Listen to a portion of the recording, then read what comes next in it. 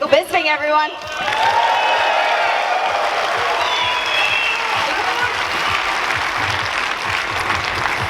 Michael, what do you think of the reception? They were all on their feet when you came in. Obviously, they're here to see you, the Manchester guy. How's it feel? Thank you all so much. It means the world to me. When I found out this fight was happening at 5 in the morning, I was a little worried, you know, because that's a big ask, 5 in the morning to come watch a fight. So I thought ticket sales might struggle, but you guys didn't let me down. You know, it sold out in 6 minutes. So, and I know before you all start about the people, you know, the fake blaggers on the tickets, but not my fault. But thank you all for showing support over these years. It means the world to me. The reception I get every time blows me away. I'm just one of you guys, you know what I mean? Just managed to be successful, you know what I'm saying? Excellent. Let's get right into these media questions because you just put on quite a workout. We're just going to take a couple questions over here. Mike? Okay, just so much online here, Michael. You know, hometown, first title defense, can set the record for most wins in UFC history. Just list goes on and on. Is that something that provides just more motivation than you've ever had going into a fight, or is it pressure? You know, I'll be honest with you, man.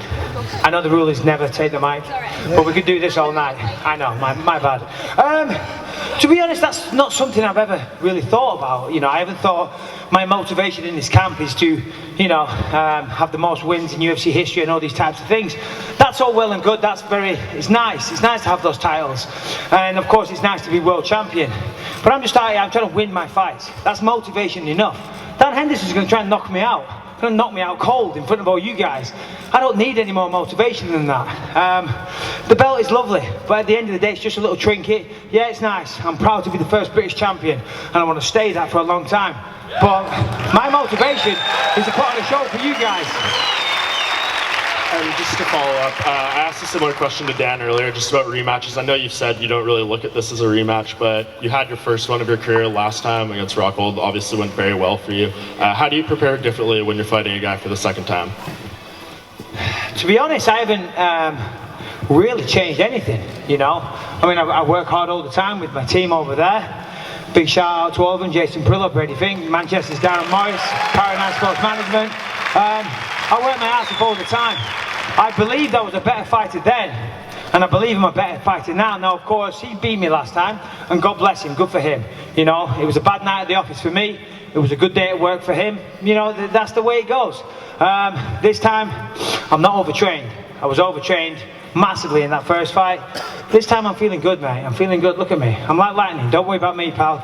Worry about Dan Henderson. And last thing from me, I know your coach, Jason Perillo, predicted you winning via head kick. What's your prediction on the record here? Well, it could be a head kick. It could be a right hook. It could be left hook Larry once again.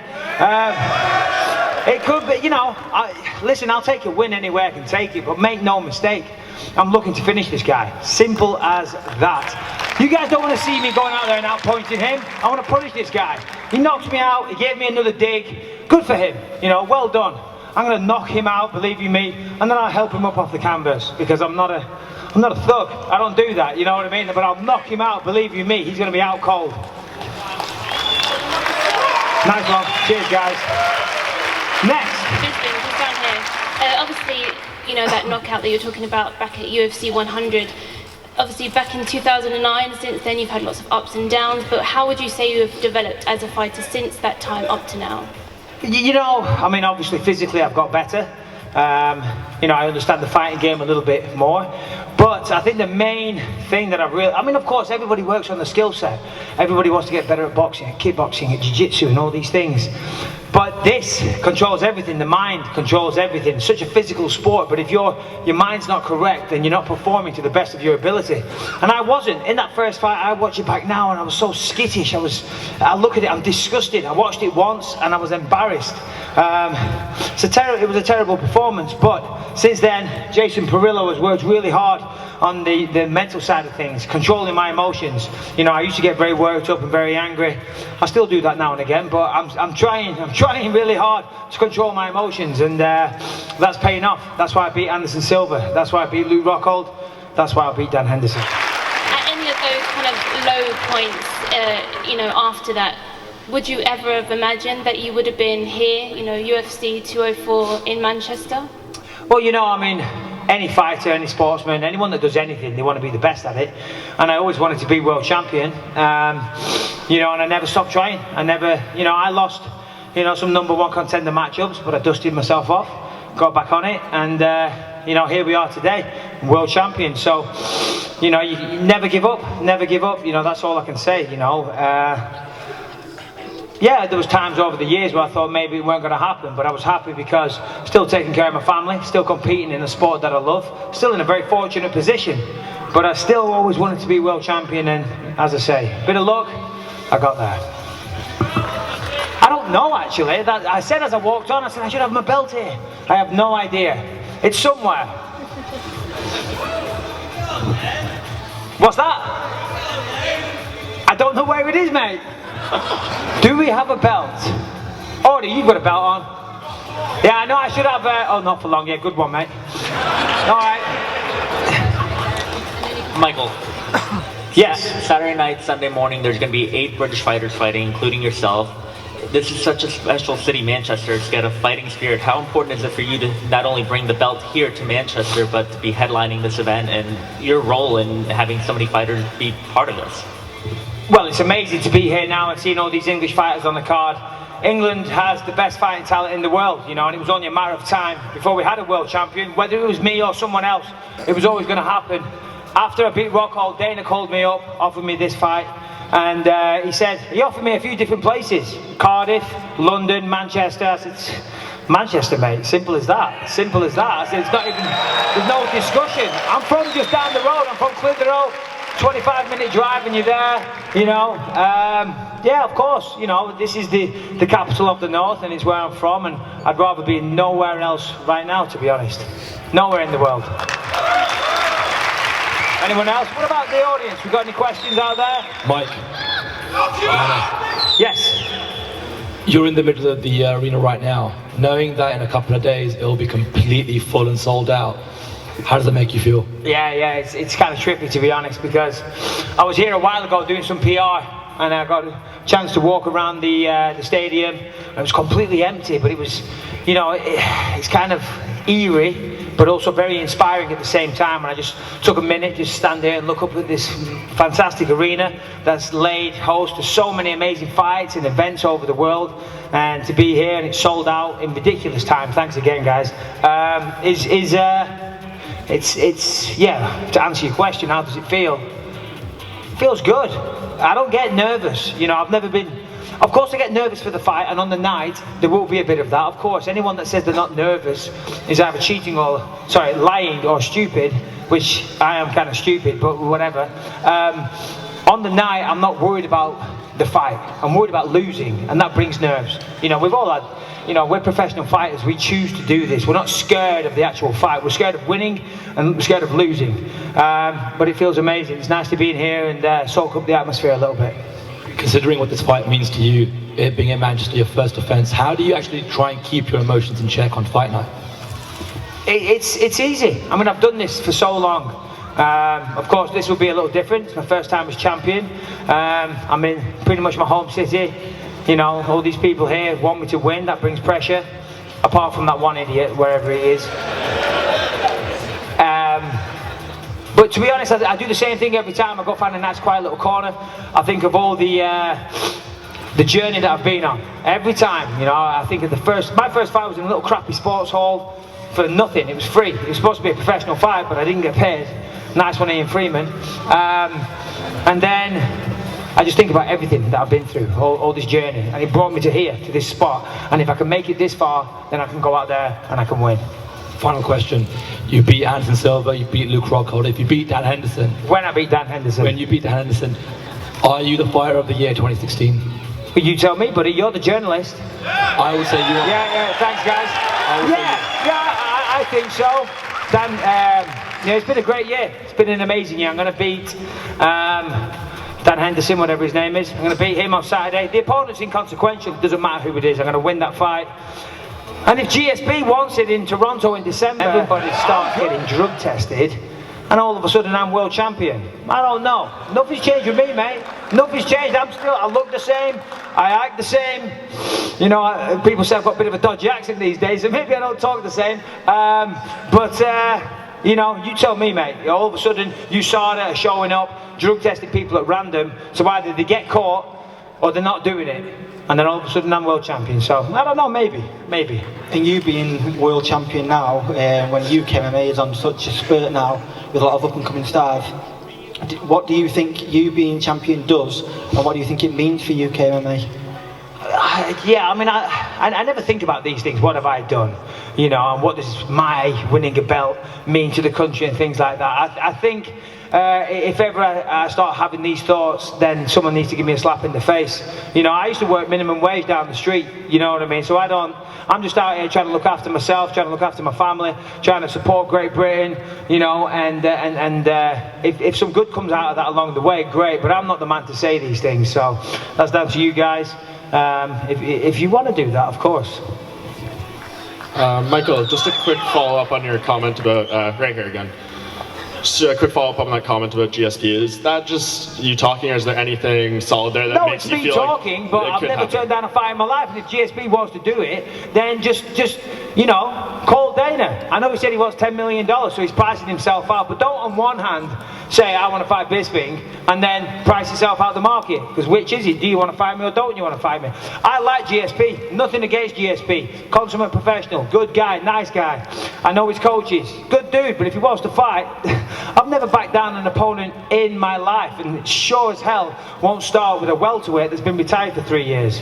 And earlier today, Dana White, when doing a radio interview, he basically said that the follow-up shot Dan gave you after you know, the initial blow that knocked you down was the biggest foul he's seen in MMA history. Who said that? Dana White. Okay. So like, I know you said, you know, you would have done the same thing to finish the fight. You keep going until the referee pulls you off. But what's your response to that? In hindsight, Well, Dana said that was the biggest foul that he's seen, yeah, in a fight. But that wasn't a foul. But like, and maybe unnecessary. That was his word. Yeah, you know, I mean, listen, fair play. You know, you got to keep going to the referee calls the fight, I guess. You know, I don't begrudge him for it. Listen, I know what I'm getting into. We sign on the contract, we step in the cage. That says it all. We step into a cage and we're fighting. You know, if I get knocked out and get an extra dig, I signed up for that. So, you know, would I do the same? I don't know. You know, maybe. I might do it Saturday night. I don't think I will, but you never know. There's always a possibility. But fair play to him. Michael! Yes! Knock him out! Nice one!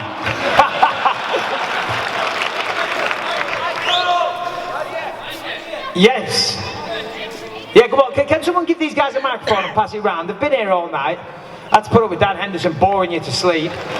Vito probably spouting about God. And Musasi doesn't say anything, God bless him. So, you know, finally, have we got a microphone for these? He's bringing it.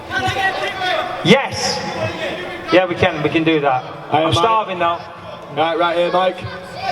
Big fan of yours, mate. Great to see you finally the champion. You deserve it. Cheers, mate. After this fight, when you knock Dan Henderson out, who do you want to fight? Well, you know, it's like this. I mean, I know a lot of people are whining and complaining about the top four, but number one, Rockhold, I just knocked him out. Number two, Chris Weidman just got spanked big time off Rockhold. 3, Jacare just got beat off Romero, and Romero is suspended for taking steroids. So if one of them can get their act together and win a fight, then I'll fight any of them. Chris Weidman, he's been spouting for a bit, so maybe, who knows, maybe Chris Weidman, if he can win his fight, of course, then I would love to shut his stupid mouth up, because I'm sick of him, to be honest. What's that?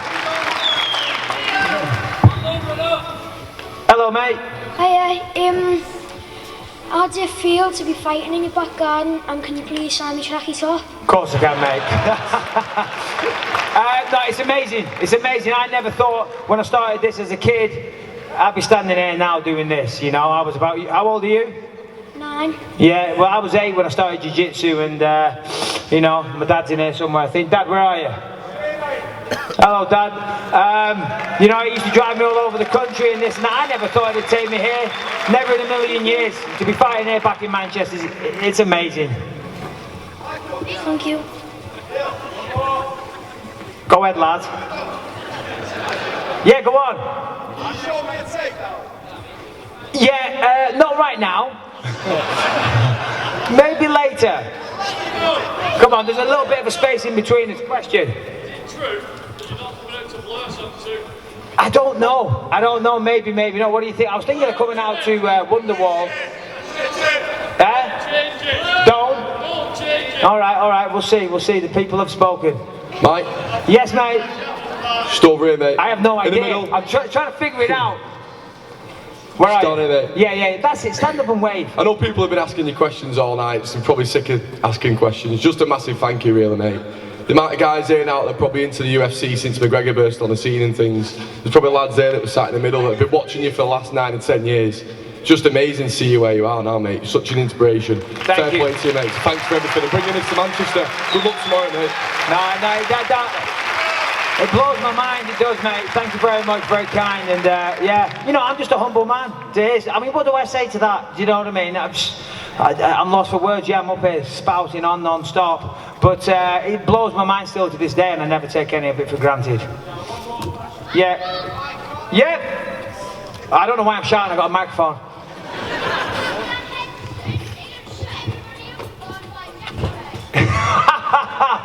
You're that guy that's putting alligators on my Instagram, aren't you? Listen, Jacare's got to fight, young man. If you're not careful, I'll be fighting you next. Steady on, pal, I know where you live. Yeah.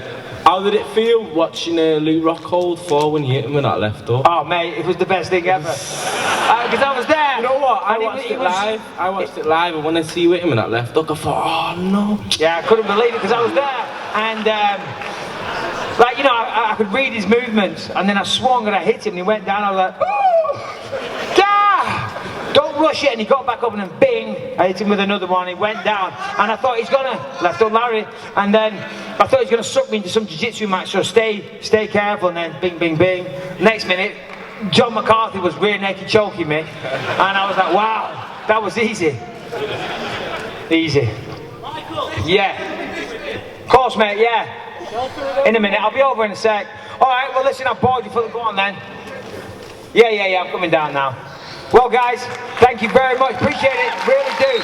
Thank you so much. Thank you. Megan, all yours. Give it up for Michael Bisping, everyone.